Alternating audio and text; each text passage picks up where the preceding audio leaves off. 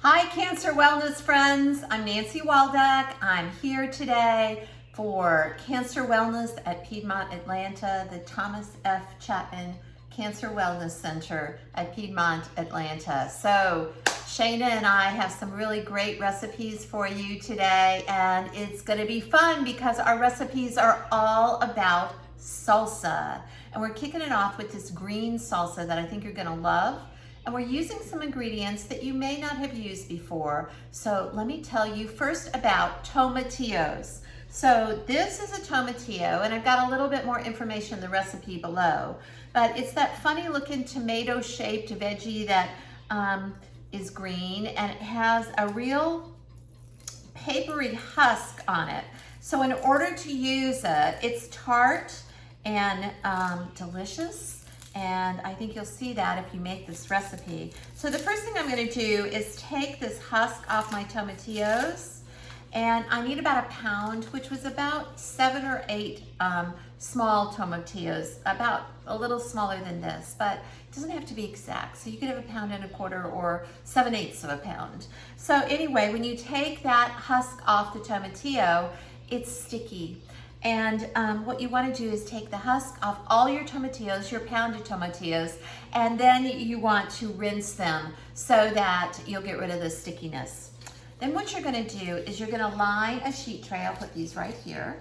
You're going to line a sheet tray with foil, and there's a reason why you're going to line it with foil, because you want to capture all the goodness, all the juices from the tomatillos as you broil them. So you're gonna put them underneath the broil. You're gonna broil them for about 5 minutes is how long it took.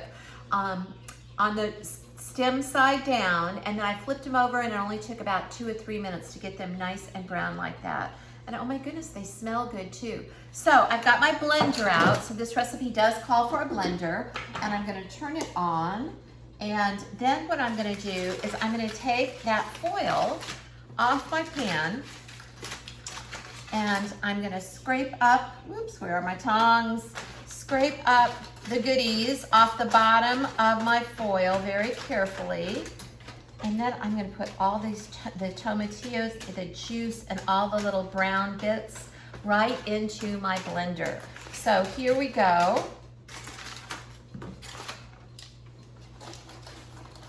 And they're kind of oozing in there. There we go. Come on, sweetie. And if you talk nice to your food, it works better. It tastes better too. All right, there we go. So there's my tomatillos. I wasn't too terribly messy. I'm gonna set my tongs aside for right now. And then I'm gonna start off, you know what? I don't even have to zhuzh that up by itself. I'm gonna put in a couple more ingredients. I've got about a 1/4 cup of onions right here that I soaked in cold water just to get rid of the sting. And I just chopped them pretty coarsely because look, they're going right into the blender. And then I have, and you can use jalapeños, or you can use what I'm using today, a serrano, 2 to 4, just depends on how much zippity-doo-dah you want. If you don't like heat at all, you could use a chopped bell pepper. So there goes my serranos. I've got a clove of garlic right here that I just coarsely chopped.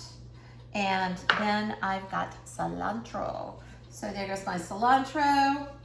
And then I've got a 1/4 cup of water right here because I may need that to make this a little bit more liquid, but we'll see. So I'm just gonna put it in, got my top on, and then I'm just gonna pulse it.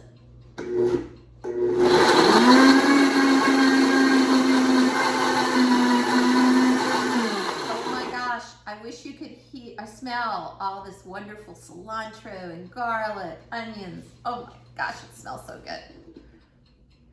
I am good. Oh, I'm gonna start sneezing. I got really a snort full of peppers there. And I've got a little bit of water in there because I want a little bit.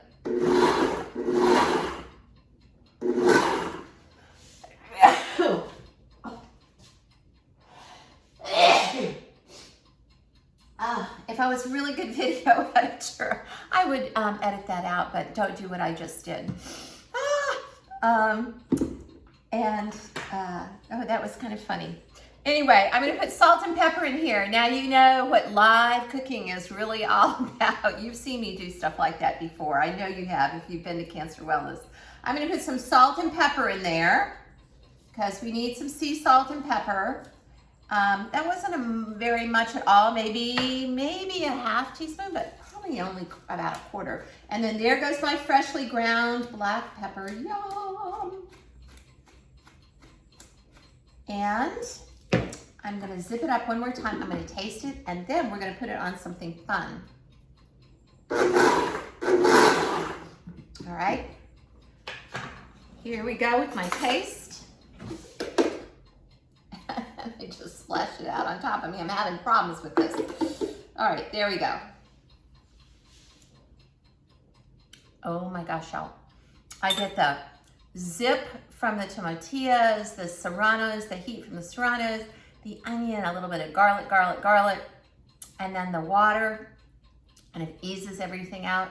It's best with all these salsas to set them aside for about 30 minutes before you enjoy them. That allows all those flavors to kind of mingle and go together. But because we're on this video, I'm gonna show you what I'm gonna put this salsa on. I was thinking of veggies, and when I talked to Shayna about this, she goes, ooh, how about cauliflower? So look at this. This is cauliflower that I made into steaks. Actually, I just took the whole head of cauliflower and sliced it down into thick pieces, put it in a 400-degree oven, olive oil, salt, pepper, and let it go for about 30 minutes. And you can see it's beautifully browned on the edges here. And I tasted a little piece of it before. It is delicious. And it's gonna look so gorgeous with my tomatillo salsa just right on top of it. So wouldn't you love to have this for dinner? I'd serve it with a side of corn tortillas or some romaine lettuce leaves that you could wrap it up in, and maybe some chopped peanuts or something like that to give it some crunch too.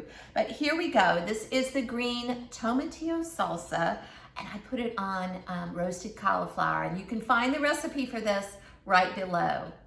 So I hope you stay with us for the rest of our fun salsa recipes.